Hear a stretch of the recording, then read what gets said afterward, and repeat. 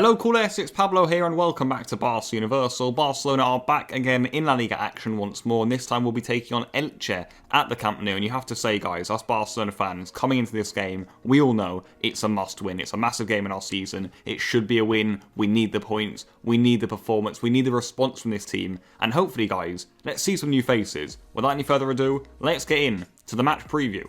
And this one will be coming to us live from the Camp Nou once more, our last of several home games that we've had now. We are going to be away from home now for 4 straight games, as we just had 4 at home in a row. It's a bit weird this season with the way they're doing it, but hey, we're at the Camp Nou for this one. 7 PM local time for this one, so make sure you guys are staying tuned for the time zones right around the world so you don't miss this one. And I think this game actually comes before some massive days for Barcelona, some massive games. We've got Sevilla in the league after this, then Sevilla in the cup, of course. We need to try and make a comeback in that. Then we've got Osasuna in the league. The day after that, we'll have a new president elected, and then comes PSG, so it's some mental times for Barcelona. The season is on the line, so let's get started. So let's kickstart then with Barcelona. As I said there, let's set this one straight. Barcelona have to win this football match. We've had some favourable La Liga fixtures of late, in all truth. We've won a lot of them, to be fair. 10 of the last 13, in fact. But this is another one, guys, but you come into it and you have to say these are the games, if you really want to win La Liga, you have to win it. And I think this season, guys, we've all seen we've struggled, we've dropped too many points. Also in big games, we really haven't shown up. But I think the league, it isn't quite done yet. It really is down to us, guys, to win our games. Look, with the way we're playing,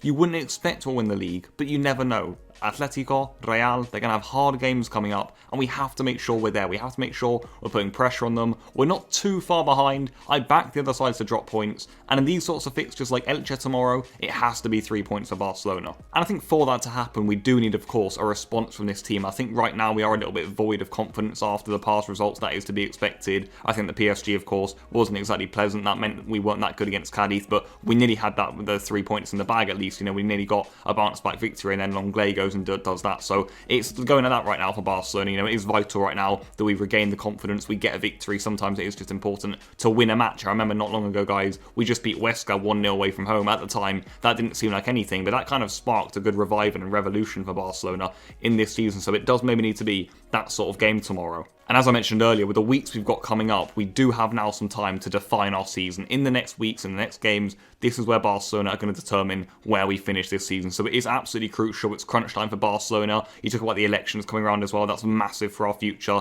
It's massive weeks coming up, basically, as a Barcelona fan. I think we all agree here. We come here for tomorrow's game, and we're just hoping, really, we can get something back. We can become more ruthless. We can cut out the defensive errors, and hopefully get a win. But I think on top of that response, on top of everything going on in the next few weeks, we are looking tomorrow to see some changes to that lineup. I think all of us coming into these sorts of games think, yeah, let's mix up the team. Let's see some new faces. I think players like Ricky Puig, even Junior at the back, you got Mtiti, Mingueza, who'll be knocking on the door with our defensive issues. Players like Pjanic also, he certainly wants to start. I think Trincao up front is someone who, for me, should definitely play this game. And I think to freshen up our side, it is what we need right now. Not only because, well, the first team players, they're not performing well enough right now, but in addition to that, guys, we've got massive games coming up, as I said, against Sevilla, against PSG, and we won't really have much time to rest. So if there is a time to maybe pull some players out and still get the 3 points, I think for me it's this game. So let's move on to that starting lineup then. It is actually really, really hard to predict what Ronald Koeman is going to go for tomorrow. I'm intrigued to know what you guys think will happen, what you guys want to happen, because those are obviously 2 very different things. I've put something together here that I think we could see, but I'll go through and I'll give alternatives. The starting goal, I think Ter Stegen, of course, will start. We have to win. Neto doesn't seem to be getting any action. Probably won't now for the rest of the season. At right back, I've put Mingueza, interestingly. I think I would probably start Mingueza at centre-back and put Dest at right back. I just think Koeman prefers to rest Dest and someone like Piqué, who, for me, will probably start next to him, Titi at the back. At left back, I've gone for Junior Firpo. I think he played well against Alaves. Alba needs to rest, in my opinion, for those big games coming up. Let's play Junior, see what he can do. So that's my reasoning behind the back 4, guys. I think Longley will come out mentally and physically quite tired. I think Mingueza will give Dest some rest at right back.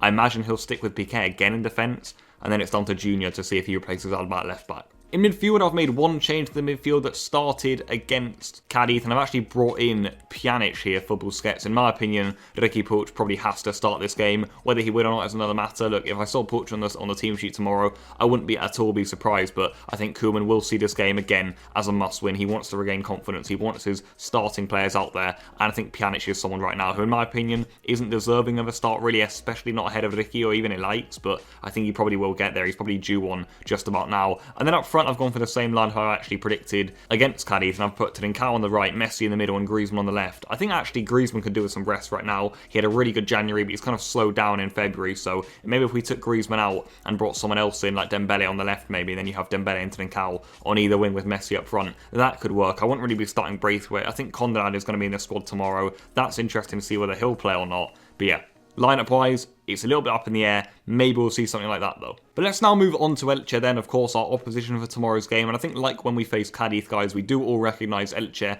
are one of the lower placed La Liga sides. And that speaks for itself really with their league position. They're currently 18th in the table. They do have 2 games in hand, to be fair to them. But look, Elche, we all know they've struggled this season. However though, guys, the interesting point we simply must mention when discussing Elche for this match preview is the manager situation, as former coach Jorge Almiron actually resigned following their 3-1 defeat to Celta not long ago. That left them winless in 16 league matches, so he decided to leave. And Elche actually replaced him with Fran Escriba. Escriba's a manager, of course, from Spain. He's been around the block a bit now.